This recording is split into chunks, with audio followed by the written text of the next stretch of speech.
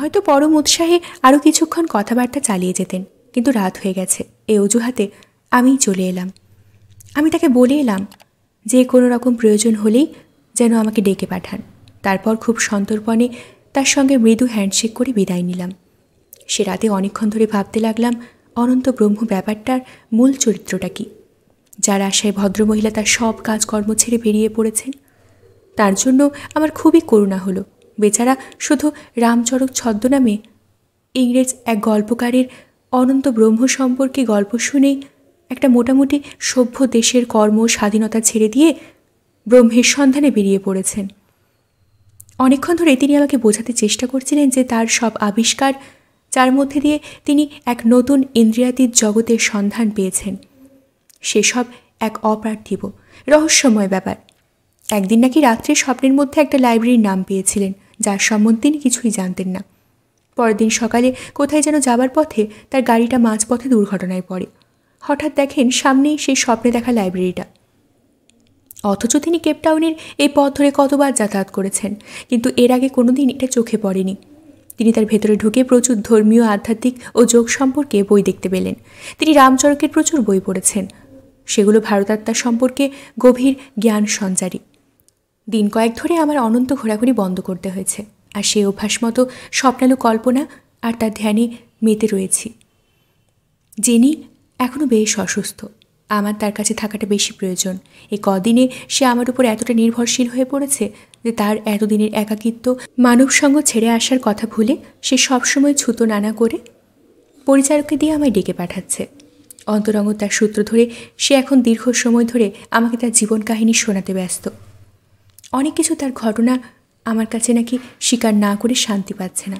সে বলছে তার সঙ্গে আমার আত্মিক সম্পর্ক গড়ে ওঠার আগে তার জীবনের সব কথা আমাকে বলা দরকার, এবং তার গোপন প্রেম ভালোবাসার কথাও অকপটে ব্যক্ত করেছে। সে বিশ্বাস করে নিয়েছে নেহাতি একঘেয়ে চলতি চরিত্রগুলোর থেকে সে একেবারেই আলাদা জগতের। সে নাকি মাদাম বোভারির মতো একসময় তার জীবনে ক্রমাগত পুরুষ সঙ্গ করে এসেছে একের পর এক। তখন তার মনে হয়েছে সেটাই সব থেকে মহৎ এক আদর্শ, এক চরম সত্য। কিন্তু এখন নানা অভিজ্ঞতায় জেনির এই জগতের ওপর ঘেন্না ধরে গেছে। এই সমাজ, পরিবার, প্রেম, ভালোবাসা সব কিছুই তার কাছে বিরাট ভুয়ো প্রবঞ্চনা বলে মনে হয়েছে। সে যে কত কষ্টে এই সব পার্থিব বাঁধন থেকে মুক্তি নিয়ে সব কিছু ত্যাগ করে বেরিয়ে এসেছে, সেসব অভিজ্ঞতার কথা বলতে বলতে তার ভাবলেশীন মুখে ব্যথার রেখা স্পষ্ট ফুটে উঠেছে।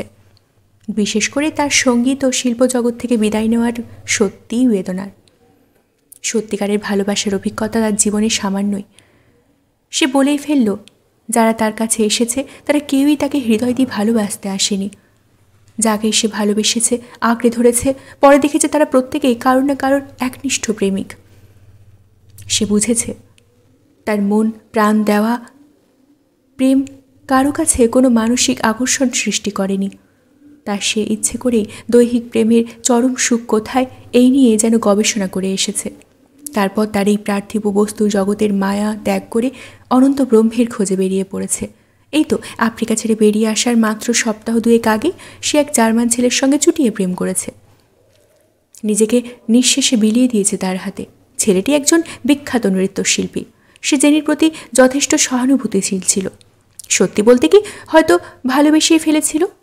সে বিশ্বাসই করতে চায়নি জেনির ভালোবাসা ছলনা, আদবে হৃদয়ের ভালোবাসা নয়, তার এক নিষ্ঠুর খেলা মাত্র।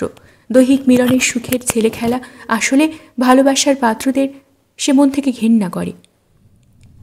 সে তার বিশ্বাসের এমন একটা পর্যায়ে এসে দাঁড়িয়েছে, সেখানে পৌঁছলে মনে হওয়া সম্ভব সমস্ত পুরুষ মানুষই এক একটা কামুক পশু মাত্র, এক একটা ক্ষীণজীবী, জড়ভরত, শুয়োর।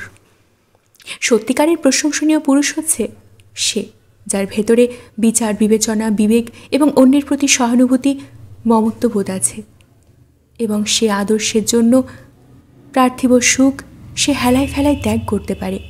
যেমন সন্ন্যাসী, দার্শনিক বা কোনো আধ্যাত্ম রহস্য সন্ধানী। জেনির মাথায় এখন নানান রকমের অসংলগ্ন ভাবনা চিন্তা ভিড় করে আসছে।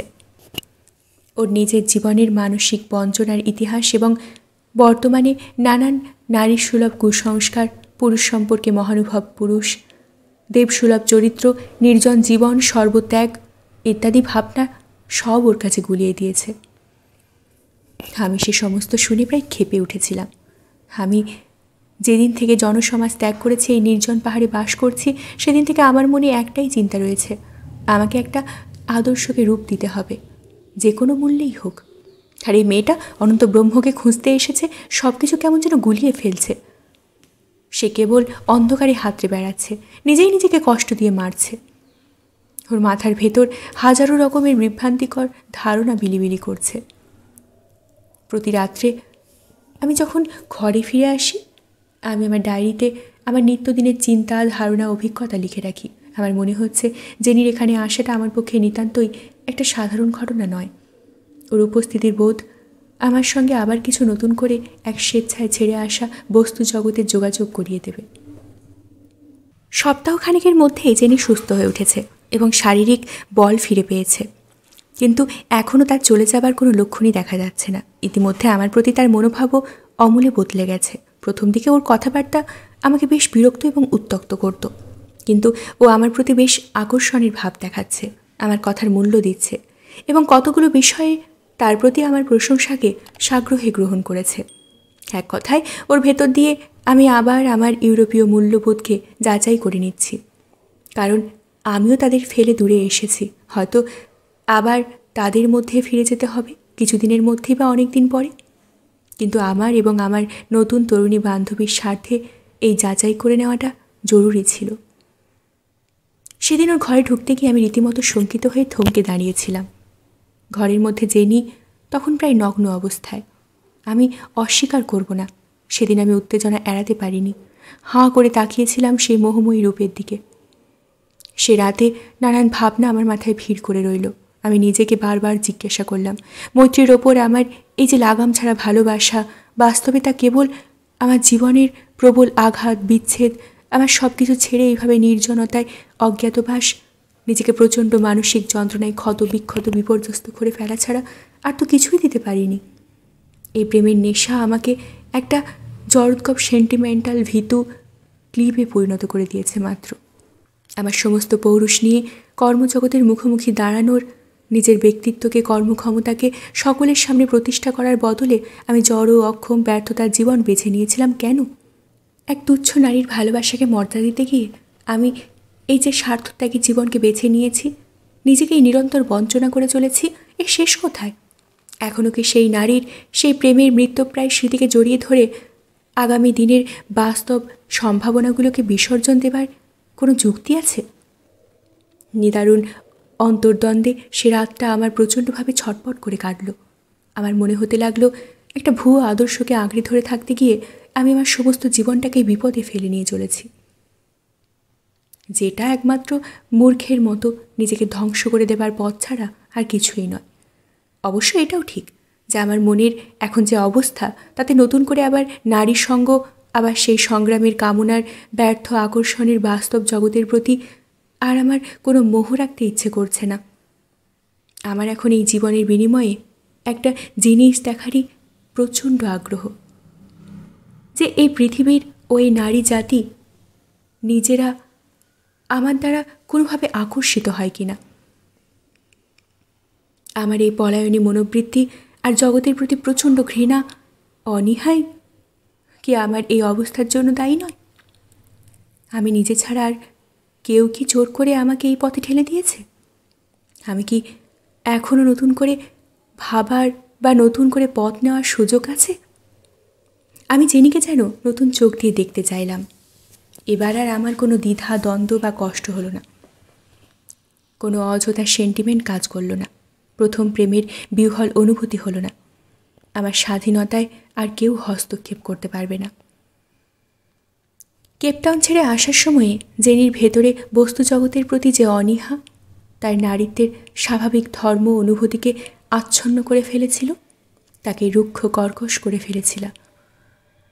আমার সান্নিধ্য নিঃসন্দেহেই তাকে তার সেই অবস্থার ফাঁদ থেকে মুক্তি দিয়ে তাকে আরও স্নিগ্ধ কোমল রমণী করে তুলেছে। ও বোধহয় আমাকে ওর নারীত্বের মোহজালে বন্দী করতে পেরেছে। আমি যদি তাকে গ্রহণ করি, তার মধ্যে দিয়ে আবার নিজের কাছে প্রমাণ করে দিতে পারি যে আমার ভেতরের চিরকালের সেই পুরুষটা এখনও মরেনি, আমি যদি তাকে গ্রহণ করি, তার মধ্যে দিয়ে আবার নিজের কাছে প্রমাণ করে দিতে পারি যে আমার ভেতরের চিরকালের সেই পুরুষ কখনো মরেনি। আমার সমস্ত দোষ, ত্রুটি, ক্ষুদ্রতা, উজ্জ্বল অনুভূতি নিয়েই আমি একটা মানুষ। আবার যদি পৃথিবীর মুখোমুখি গিয়ে দাঁড়াই, আমাকে তো বাধা দেবার কেউ নেই। আমি এ যাবৎ যা করে এলাম তার বিপরীতটা করারও সম্পূর্ণ অধিকার আমার আছে। আমায় স্বীকার করতেই হবে যে জেনি ক্রমশ আমার কাছে আরও কোমল, আরও স্নিগ্ধ, আরও বেশি করে নারী হয়ে যাচ্ছে। সে আমার সঙ্গে ধর্ম প্রসঙ্গ নিয়েই আলোচনা সীমাবদ্ধ রেখেছে। তিব্বতের রহস্য সম্পর্কে জানতে প্রচণ্ড আগ্রহী, কিন্তু আমি বেশ বুঝতে পারছি ওটা ওর একটা ছল মাত্র। তার চোখ আরও ভাষা ভাষা, অর্ধনিমিলিত হয়ে উঠেছে যেন কি এক আরামের মদির নেশায়। তার গলার স্বরে এক উষ্ণ অবিকল সুর, যেন অনেক বেশি রহস্যময়ী হয়ে উঠেছে ও। মাঝে মাঝেই ও সামান্য কথায় উচ্চকিত করে হেসে খুন হয়ে যাচ্ছে। কারণে অকারণে আমার মুখের সামনে পরম যত্নে চকলেটের কাপ তুলে ধরছে। সবচেয়ে বড় কথা, যখন সে প্রথম এলো তখন তার মুখে মেয়েলি প্রসাধনের চিহ্ন ছিল না মাত্র। এখন সে মুখে পাউডার মাখছে, সুন্দরভাবে মেকআপ করছে, সাজছে। সে অনবরত আমার কাছে জানতে চাইছে আমি এই নির্জন জগতে একা একা পড়ে আছি কেন, আমার হাতে এই কালচে পাথর বসানো আংটিটা কে দিয়েছে, ইত্যাদি। সবচেয়ে মজার কথা হলো, জেনিকে দেখে এবং ওর সঙ্গে কথা বলার মধ্যেও আমি মৈত্রীর আভাস পাচ্ছি। আমার অন্তরে এখনও নিরন্তর প্রতিটি শ্বাস প্রশ্বাসে মৈত্রীর অধিষ্ঠান। যখনই আমি কল্পনা করতে চাইছি যে আমি কোনো নারীর সঙ্গে উপভোগ করছি, যেমন হাতের কাছে জেনিই তো রয়েছে, তখনই আমি ভেতর থেকে টের পাচ্ছি যে সেটা আমার পক্ষে একেবারেই অবাস্তব। ভালোবাসার প্রতিটি অভিব্যক্তির মধ্যেই একটা দুরু দুরু শিহরণের ভাব থাকে, কিন্তু আমার পক্ষে আর সে ভাব ফিরে পাওয়া অসম্ভব। মৈত্রী আমার প্রাণ, মন, সমস্ত সত্তাকে এমনভাবে ঘিরে ধরেছে, আমাকে আচ্ছন্ন করে রেখেছে যে তার স্মৃতি আমাকে আর কোনো কিছুর দিকে তাকাতে পর্যন্ত দিচ্ছে না। সর্বত্র সে এসে দাঁড়াচ্ছে মূর্তিমতি হয়ে। আমার যে কোনো ভুল ত্রুটির সম্ভাবনাকেই শাসন করেছে। আমার পুরুষের সম্মান যাতে ধুলোয় লুটিয়ে না পড়ে, তাহলে আমি কি আর এলোইস বা আবেলারির মতো দুর্মদ দুর্দমনীয় হতে পারবো না এই জীবনে? আমার যে আবার স্বাধীনতার সব কিছু ভাবতে ইচ্ছে করছে, আবার একবার পরখ করে দেখতে ইচ্ছে করছে মৈত্রীর পরে আর কাউকে একবার নির্দ্বিধায় ভালোবাসতে পারি কিনা, নতুন প্রেমের জোয়ারে আরও একবার ভাসতে পারি কিনা। কিন্তু আমার পক্ষে আমার পুরনো সংস্কার ভেঙে নতুন করে চলার পথে বাধা হয়ে দাঁড়াচ্ছে আমারই কতগুলো বিভ্রান্তিকর মনোভাব। আমি যেন কিছুতেই নতুন অভিজ্ঞতার ঝুঁকি নিতে সাহস পাচ্ছি না, বাধার শিকল ছিঁড়তে পারছি না। আমি কি নিজেকে ভুল বুঝছি? জেনি আবার সোমবার চলে যাবে বলে ঠিক করেছে। ও রানীক্ষেত থেকে একটা কুলি পাঠাতে লিখে দিয়েছে। শেষের এই কটা দিন ও যেন বড্ড বাড়াবাড়ি শুরু করে দিয়েছে। নানান ছলছুতোয় কেবল আমার কাছে কাছে ঘুরছে, অকারণে হাসছে, আমাকে শুনিয়ে শুনিয়ে বলছে যে পরিব্রাজক জীবন সম্পর্কে তার কোনো ধারণা নেই, যাদের শুধু একাকিত্বের যন্ত্রণায় সার, সেরকম জীবনের দিকে এগোবার দরকার কি। আমাকে বারবার বোঝাচ্ছে ওর আর আমার মতো নির্জন জীবনের যন্ত্রণা স্পৃহা নেই, কারণ সেখানে কারোর পথ চেয়ে থাকার সুযোগ বা সম্ভাবনা নেই, ইত্যাদি ইত্যাদি। আমি ওর ওই হঠাৎ নারীত্বের জাগরণে বেশ মজাই পাচ্ছি।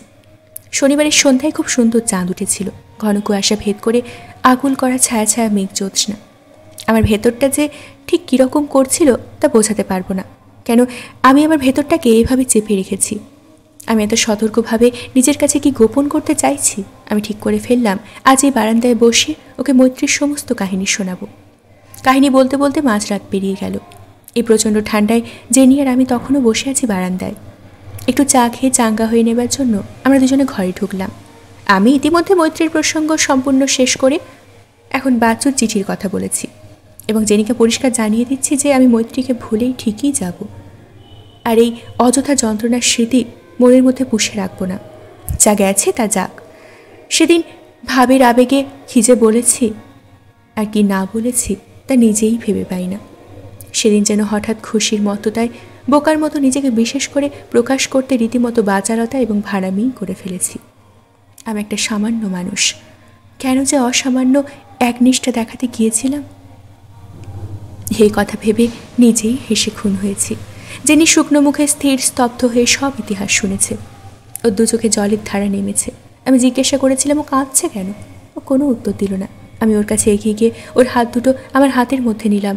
ও দু বাহু দু হাতে চেপে ধরে বললাম যেন নতুন সঞ্চারিত আবেগে। সে আমার খুব কাছে এসে মাথা নিচু করল। আমাদের দুজনের উষ্ণ নিঃশ্বাস দুজনকে স্পর্শ করতে লাগলো। আমি ওর মুখের কাছে মুখ নিয়ে গিয়ে ধরা গলায় চরম উৎকণ্ঠায় বললাম, কাঁদছ কেন বলো। এক গভীর দীর্ঘ নিঃশ্বাস ফেলে ও চোখ বুঝল। তারপর হঠাৎ আমাকে জড়িয়ে ধরে পাগলের মতো চুম্বন করতে লাগলো। প্রচণ্ড আনন্দ উত্তেজনায় আত্মহারা হয়ে আমি ঘরের দরজায় খিলটা লাগিয়ে দিলাম। ডায়েরির পরবর্তী পাতাগুলো মনে হচ্ছে আর মৈত্রীর ইতিহাসে ভরে রাখতে পারবো না। এই সব স্মৃতির বোঝা টেনে বয়ে বেড়ানো আর কোনো প্রয়োজনই দেখছি না। এই দীর্ঘদেহী সরল ফিনল্যান্ডের বাসিনী শ্বেত শুভ্র দেহ দুহাতে আঁকড়ে ধরে আমি আর মৈত্রীর কথা ভাবতে পারছি না। জেনিকে প্রতিটি চুম্বন করার মধ্যে যে মৈত্রীর কথা মনে আসছে, সে মৈত্রী আমার বঞ্চনার ইতিহাস। তাকে আমি মন থেকে দূর করে দিতে চাই সম্পূর্ণভাবে। দীর্ঘদিন যে বরতনুকে ঘিরে আমার সেদিনের প্রেমের স্বপ্নসৌধ গড়ে উঠেছিল, সে প্রেমের আজ সমাধি হয়েছে। আমি এখন কথার প্রসঙ্গে যে মৈত্রীর কথা আনছি সেটাও বিতৃষ্ণা এবং ঘৃণা নিয়ে। আমি কি মৈত্রীকে সত্যিই ভুলতে চাই, নাকি আমি নিজের কাছে জোর করে প্রমাণ করতে চাই আমার ভেতরে প্রেমের নিষ্ঠা এবং একনিষ্ঠা বলে কিছুই নেই? আমার নতুন করে প্রেম করতে আমার একটুও কষ্ট, এতটুকুও দ্বিধা হবে না? আমি নিজের মনের ভেতরটা যথেষ্ট হাতড়েও কোনো সদুত্তর পাচ্ছি না। নাকি এটা আমার প্রথম অভিজ্ঞতাহীন জীবনের একটি ভুলের বোঝা মাত্র? এই ফলে এই কায়দায় পড়া অবস্থা, আমি কোনো সিদ্ধান্তে আসতে পারছি না যে সব আপাত মধুর স্মৃতিগুলো হঠাৎ অদৃশ্য হয়ে যাচ্ছে কি করে।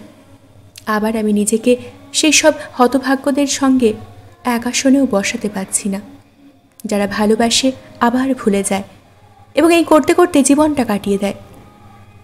প্রেম যে চিরন্তন, নির্দিষ্ট একনিষ্ঠতায় প্রসাদটা আনতেই পারে না। কয়েক সপ্তাহ আগেও আমি ভাবতে পারতাম না, কিন্তু জীবনের এই অদ্ভুত অস্তিত্ব আমারই দাঁতের বিষে আমি বিষ জর্জরিত। দোষ দেব কাকে? এসব জিজ্ঞাসা আমার মনে ঝড় তুলেছে। তার কারণ মৈত্রীর ওপর আমার ভালোবাসা যে কতটা শক্তিশালী তা আমি জানি। এ কথা ঠিক যে নিঃস্বহাগে আলিঙ্গনে আগুন আছে, কিন্তু সে আগুনে আমার গা ঘিন ঘিন করতে করতে নিজেকে আহুতি দিয়েছি। যা করেছি করিয়েছি, কিন্তু এ কথা ঠিক যে এরপর আর একটি নারীর সঙ্গের জন্য নিজেকে প্রস্তুত করতে আমার অনেক অনেক দিন লেগে যাবে। আর দুটো ক্ষেত্রের অস্তিত্বই আলাদা। আমি যাকে অন্তর দিয়ে ভালোবাসি সে হলো মৈত্রী, একমাত্র মৈত্রী। জেনি যখন নানাভাবে তার নিজস্ব সঙ্গী এবং রুচিতে আমাকে সোহাগ আদর করে চলেছে, তখন আমি দাঁতের দাঁত চেপে থাকছি।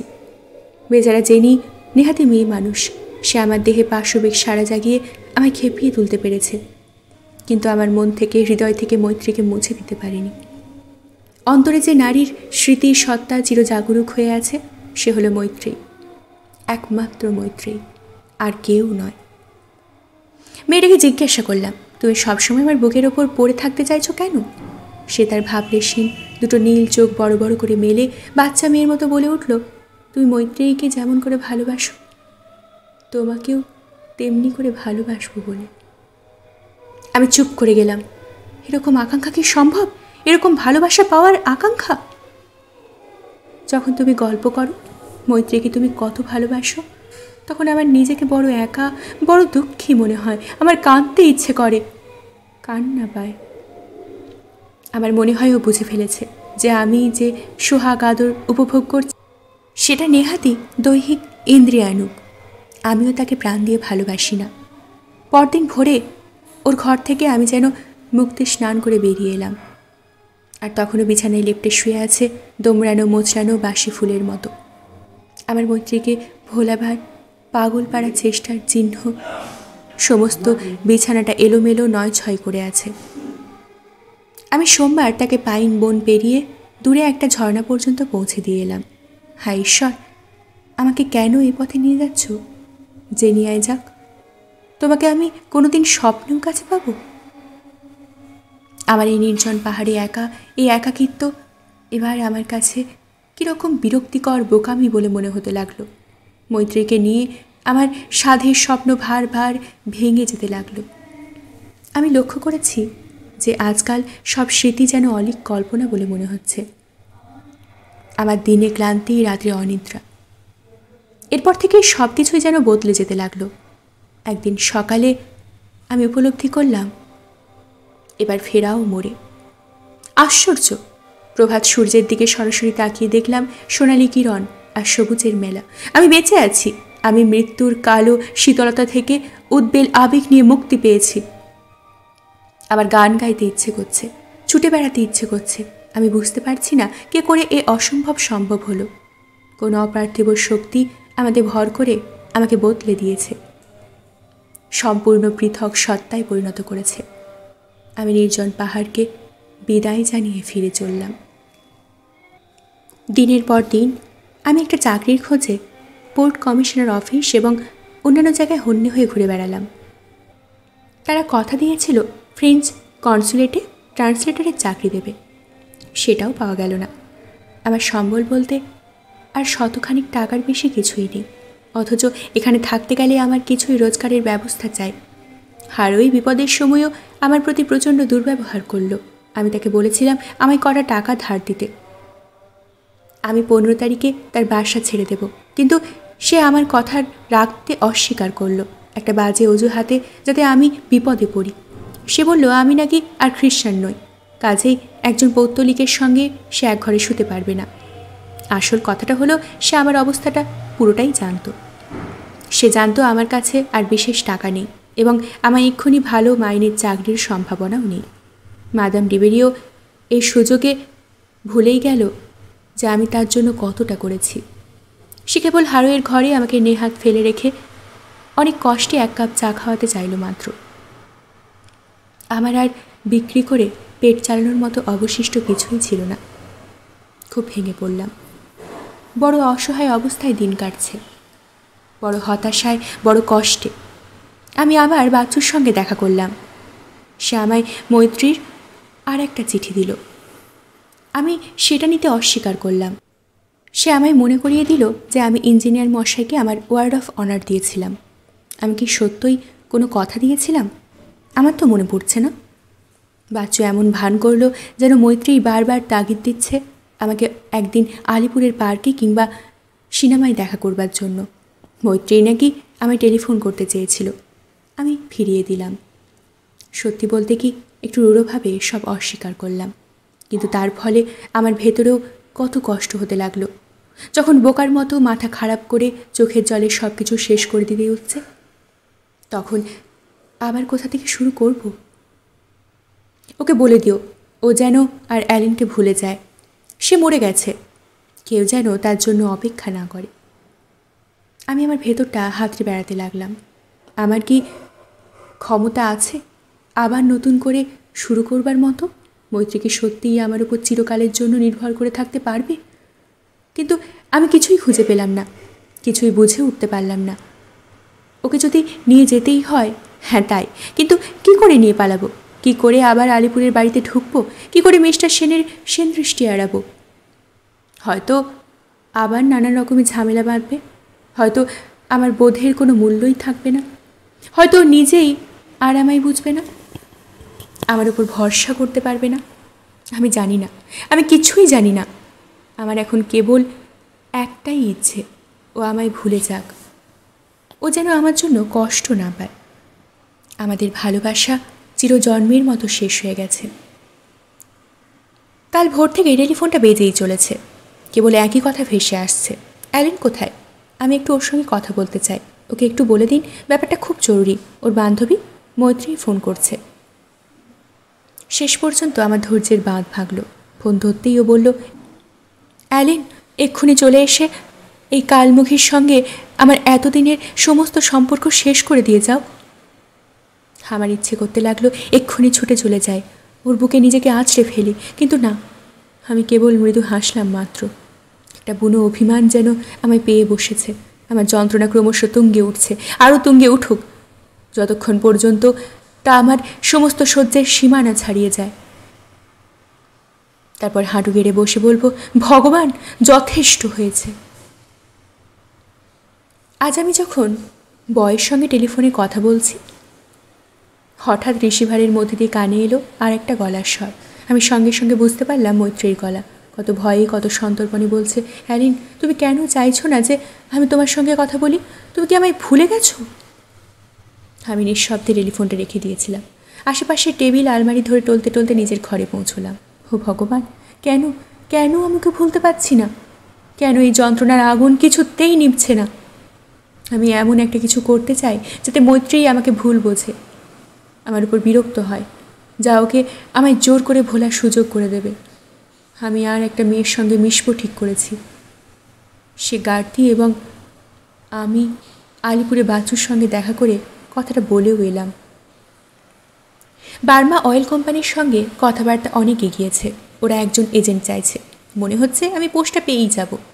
আমার পাওয়ারটা খুব দরকার।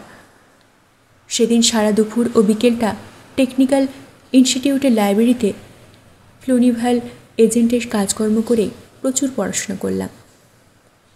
এদিকে পুলিশও আমার ব্যাপারে এই নিয়ে দুবার আগ্রহী হয়েছে।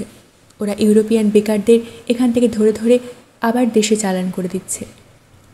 আমাকেও যদি দেয় তাহলে তা হবে আমার পক্ষে নিষ্ঠুরতম পরাজয়। আজ আমার কাগজপত্রগুলো ঘাঁটতে ঘাঁটতে হঠাৎ মৈত্রীর একটা চিঠি বেরিয়ে এলো। চিঠিটা অজ্ঞাতনামা কেউ লিখেছিল ওকে, ওর জন্মদিনের শুভেচ্ছা জানিয়ে। সঙ্গে একটা বিশাল ফুলের তোড়াও ছিল। চিঠিটা পড়ার একটা অদম্য ইচ্ছে আমায় পেয়ে বসলো, কিন্তু আমি এখনও বাংলায় বড্ড কাঁচা, তাই চিঠিখানা পাশের ডাক্তারখানার এক ভদ্রলোককে দিয়ে পড়িয়ে নিলাম। ওটাতে লেখা, ওগো আমার চির না ভোলা চিরজাগরুক দীপশিখা, আজ আমি তোমায় দেখতে যেতে পারছি না। আজ তোমায় একান্ত আমার করে পাবো না, যেমন করে সেদিন তোমায় সম্পূর্ণ আমার করে আসলে সে পেয়েছিলাম। আর সেদিন তো আর পড়া অসম্ভব। আমার ভেতর একটা প্রচণ্ড ঈর্ষা অমানসিক যন্ত্রণায় ধক ধক করে জ্বলে উঠল। আমি আমার টেবিলের কাঠ দু হাতে প্রাণপণে ধরে নিজেকে সামলাতে লাগলাম। তাহলে আর আজও আমাকে ফোন করা কেন? এ কি তামাশা? ও ভগবান, আমি যে বড় ভালোবেসে ফেলেছিলাম, বড্ড ভালোবেসে ফেলেছিলাম। তাহলে কি সবটাই আমার ভুল? কোথায় আমার ভুল? কোথায় আমার গলদ? নাকি আমার বিপক্ষে সকলের অনেক অনেক কিছু বলার রয়ে গেছে? আজকাল আমি আর ডায়েরিতে সেসব ঘটনা লিখি না। আশা করি খুব শিগগির ভারতবর্ষের সঙ্গে আমার সমস্ত সম্পর্ক শেষ হবে। আমার চাকরির ব্যবস্থা হয়ে গেছে, যদিও এখনও পাকা হয়নি, তবু আমি নিশ্চিত যে এই চাকরিটা আমার হবেই, এবং আমায় সিঙ্গাপুর গিয়ে যোগ দিতে হবে। ওরা আমার যাওয়ার খরচ পাঠিয়েছে। আমার চারপাশে আমাকে কিছু বলার মতো কেউ নেই। আমি নিজেই নিজেকে উৎসাহিত এবং চাঙ্গা করে তুলেছি যাতে কাজটা পাই। হারুয়ের সঙ্গে আমার বিচ্ছেদের অনিবার্য হয়ে উঠেছে। হঠাৎ ক্লারা যদি না থাকতো তাহলে এতদিন হয়েই যেত কিছু একটা। ওর ওপর একটা ভয়ঙ্কর রাগ চেপে বসেছে আমার মনে। ব্যাপারটা নিয়ে একদিন গার্তির সঙ্গে ক্লারার তুমুল ঝগড়া লেগে গেছে। তারপর থেকে আমি গার্তির ঘরেই আছি। আর দুনিয়া শুদ্ধ লোকে আমাদের সবচেয়ে সুখী পরিবার বলে ধরে নিয়েছে। লোকে ভাবছে আমরা দুজনে বুঝি গোপনে বিয়েটা সেরে ফেলেছি। গার্তি আসল সত্যটা ভালো করেই জানে আমি মৈত্রীর প্রেমে পাগল হয়ে আছি, আর তার সঙ্গে ঘুরলেই মৈত্রী আমার ওপর ক্ষেপে দূরে সরে যেতে পারে। বাচ্চু নানা ছুতোই আমাকে ধরবে বলে ঘুরে বেড়াচ্ছে। সে আমায় যত চিঠি পাঠাচ্ছে আমিও তার অর্ধেকও পড়ে দেখছি না। সেগুলো নক্কারজনক ইংরেজিতে লেখা। সে বারবার আমায় লিখেছে যে মৈত্রী সেই মারাত্মক ভুলটা করবে বলে ঠিকই করে ফেলেছে, আর তার ফলে লোকে তাকে খোঁজাখুঁজি করবে, আর সবচেয়ে বড় কথা মৈত্রী নাকি আমার কাছে এসে উঠবে। তার এই মতলবের কথা পড়ে আমি মনে মনে বেশ শঙ্কিতই হয়ে পড়লাম।